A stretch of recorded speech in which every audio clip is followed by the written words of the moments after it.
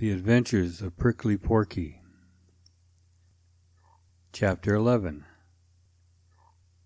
What happened to Reddy Fox?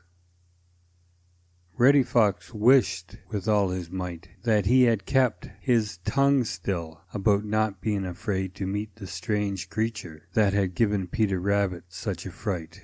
When he had boasted that he would stop and find out all about it if he happened to meet it, he didn't have the least intention of doing anything of the kind. He was just idly boasting and nothing more. You see, Reddy is one of the greatest boasters in the Green Forest or on the Green Meadows. He likes to strut around and talk big, but like most boasters, he is a coward at heart.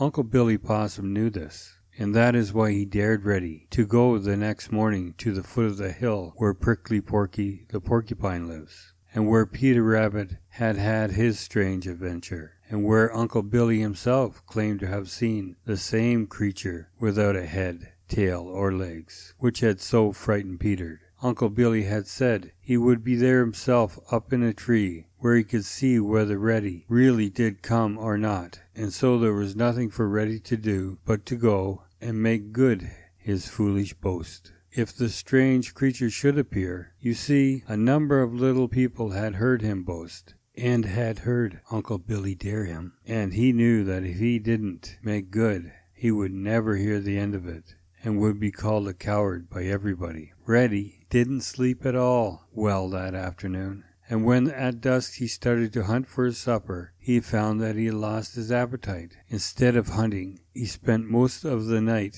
in trying to think of some good reason for not appearing at Prickly Porky's hill at daybreak. But think as he would, he couldn't think of a single excuse that would sound reasonable. "If only Bowser the Hound wasn't chained up at night, I would get him to chase me, and then I would have a very best kind of excuse," thought he. But he knew that Bowser was chained.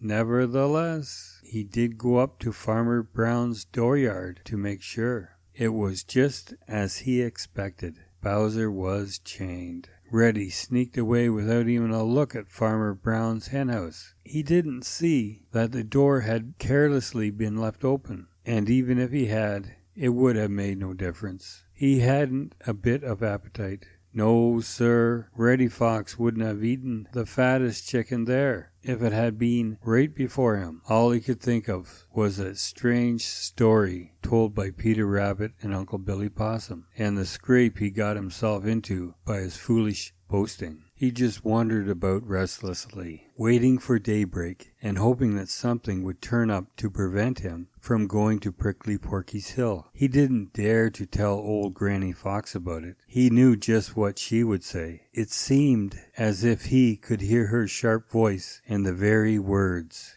"Serve you right for boasting about something you don't know anything about. How many times have I told you that no good comes from boasting? A wise fox never goes near strange things until he has found out all about them. That is the only way to keep out of trouble and to live to a ripe old age. Wisdom is nothing but knowledge, and a wise fox always knows what he is doing." So Reddy wandered about all night long. It seemed as if it never would pass, and yet he wished it would last forever. The more he thought about it, the more afraid he grew. At last he saw the first beams from jolly, round, red Mr. Sun creeping through the Green Forest. The time had come. He must choose between making his boast good or being called a coward by everybody. Very slowly, Reddy Fox began to walk towards the hill where Prickly Porky lives.